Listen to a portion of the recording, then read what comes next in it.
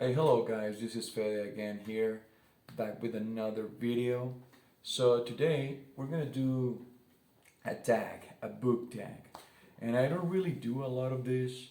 The only book that I've done so far is the Booktube newbie tag. And that was, yeah, like 2 or 3 weeks ago. So someone tagged me in this book tag, and that person is Sam Harrison. He makes great videos. I'm gonna leave his link in the description. But yeah, let's just go ahead and start the tag.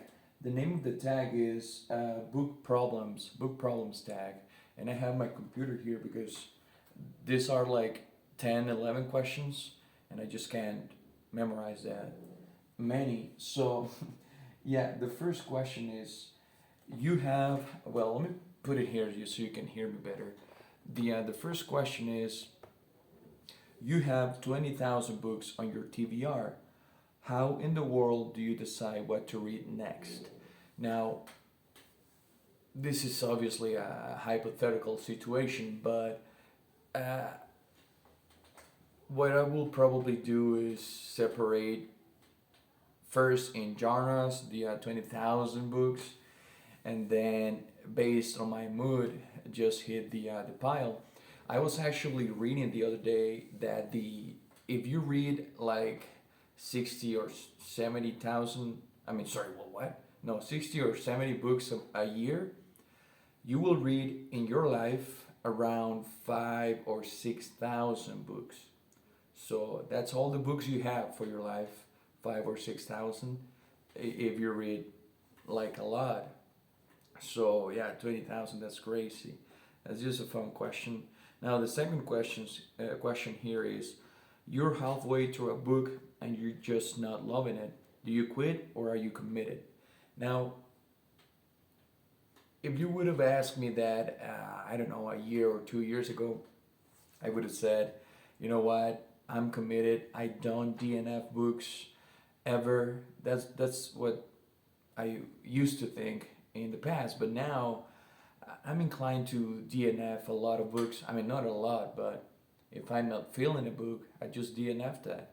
And yeah, today, right now, I mean, I can't be troubled with that. If I'm not liking a book, I might finish the first book of a series, but then I'm DNFing the series. So, third question, the end of the year is coming, and you're so close but so far away on your Goodreads reading challenge. Do you try to catch up, and how? I don't really use Goodreads. I don't really rate the books I read.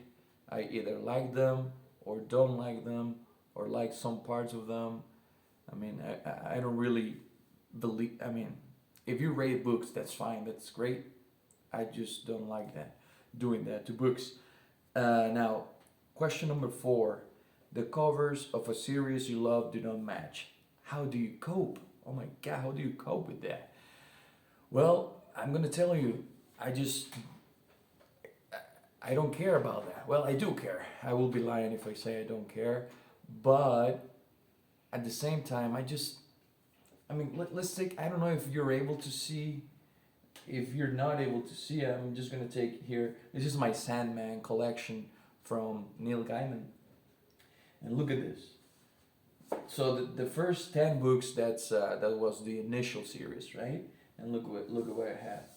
I have this edition of the books, which is like a small pocket size paper, like paperback of the third volume. And the fourth volume, I actually have it in this edition, the hardback that came out a few years ago here in Mexico. So these are very two different editions, as you can see. And also, if I were to have all of this in hardback, the 10 books, they will form like a face with the spines. But since I don't really have that, look, I have 4 and 5 in hardback, and then 6 again in the pocket edition, and then the rest is hardback. And then book 11 is again that Wildcats edition paperback, and then hardback, and yeah, it's just a mess. the Sandman collection that I have. But in all fairness, I was buying this collection while I still was in college, like in university. And as you know, when, when you're in a university, there's not a lot of money to be picky about editions. So whenever I will finish a volume, I will just get any edition that I could get my hands on. Sorry, I feel like I spent a lot of time on that question. So number five, everyone and their mother loves a book you really don't like. Who do you bond with over shared feelings? Uh, no one. I mean, that's, no one around my like from my social circles read like I like to I would like them to read. So I don't really speak with the people in my life about books, maybe about movies or music, but not about books. Never. They just don't care. So that's one of the reasons why I made this channel. So yeah, it's a sad question for me. Uh, question number six. You're reading a book and you're about to start crying in public. How do you feel about this? Fun fact, I have cried over books, of course. I'm not an animal, but never in public. Well, the only time that I remember of wanting to cry in public is when I was listening to a song. I won't mention it, but it hit me like a motherfucker, and I was riding the bus. I remember to school, and I was like, "Damn, don't cry, don't cry, don't cry," and I didn't cry, but I almost did. So yeah, never with a book. With music though, yeah. And all right, question number seven. A sequel of a book you loved just came out, but you've forgotten a lot from the prior novel. Will you reread the book, skip the sequel, try to find a synopsis on Goodreads, or cry in frustration? This really depends. So, for example, a few weeks ago, I finished reading Words of Radiance, the second book in a Stormlight archive. And obviously, I'm not that. I mean, I like those books. I'm not gonna reread them. I don't like them that much. So for the Way of Kings, I looked up a summary video on YouTube, and that was enough. But for example, and the books are down there. You're not able to see them, I think. Whenever last year I reread the Song of Ice and Fire series, even though there wasn't a new book coming out, but I reread every book. So it really depends on the series. If I like it, if I like it a lot, then I will reread the book or books, and if I don't, I just look up a summary on YouTube or something. Question number eight. You do not want anyone borrowing your books. How do you politely tell people not to ask, or no when they ask? All right. So a good thing about me is that I'm not polite. I mean, I'm not unpolite, but I don't really mind saying no.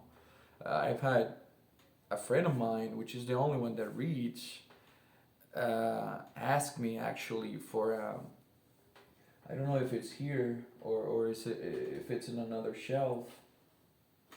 Yeah, no, it's not here. Oh yeah, it's here actually. She asked me for this book. The if your main language is Spanish, most likely you won't know this book, but this is a classic in the Spanish language. It's La vida es sueño. The writer is Pedro Calderón de la Barca, which is a classic, and this is a first edition that I got, and this is from 1952. As you can see, it's a little bit up here, and a friend of mine asked me to borrow it, and I was like, hell no, I'm not gonna borrow this book to you. This one was actually printed in Chile, and I got this book one time when I was living in Mexico, like in Ciudad de Mexico, and it was deep down a bookstore, man.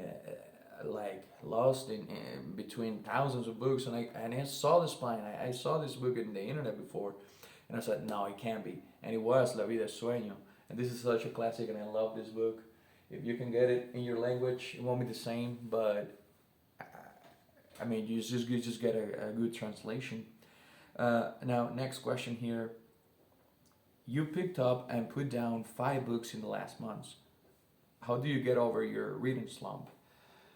I've never actually had a reading slump before. I know that sounds like impossible, or I don't know. But yeah, I've never had a reading slump. I've had times in my life when I'm reading really like slow, maybe, but never like a slump of, damn, I can't finish a book, or I can't start a new book, and I don't have the energy to start a new book or whatever. I never had that problem, and hopefully I would have that in the future. But all right, and next question here is: there are so many new books coming out that you're dying to read. How many do you actually buy? I try to, and I don't know if you can see it here, but behind me there's like a square rectangle in this piece of wood furniture, and this space you can fit like 10 or 15 books there. And once that rectangle, this field, once this field is full, I don't buy I don't buy any other books. Like I try to limit myself. So yeah, I only have in my TBR like 10 or 15 books at a time, because if I were to do it any other way and just put books anywhere, I wouldn't have money left just to live. Um, and all right, last last question here. After you bought the new books you can't wait to get to, how long do they sit on your shelves before you get to them? Well, that's actually a good question. For example, I just received this from Amazon. Yes, yeah, yesterday. This is the second book in the Sun Eater series, Howling Dark, and I just received this yesterday, and I'm going to read this probably at the end of this month or beginning of the next month. However, I've had this, let me show you, edition of War and Peace by Tolstoy for, let me think, since the beginning of this year. So for like what, no, like 10, almost 10 months. And the thing is that this is giganormous, giganormous. And I'm not scared of it, because this year I read actually the Lonely Mountain by Thomas Mann. I read Ulysses this year as well, and those are big books. But War and Peace, this is just like a tome, and I want to read this before the year ends. Most likely I will read this in November. But man, is and also look at this. It's like the book is giganormous, and the letters are just super small. So yeah, I'm going to read it for sure before the year ends, but you know, it's gonna cost me. It's gonna cost me a while. But yeah, no, usually the books in my with this exception, they usually last like a month or two in my TBR. A little bit over than that, if so, but yeah. All right, so yeah, those were the questions. So this was a weird book tag, because this is the first book tag that I do, other than the newbie whatever book tag. And yeah, I don't know who I'm gonna tag yet. Most likely it will be people that I watch and that I enjoy their videos. So yeah, I guess they will find out once I post this video. All right, guys, have a good one.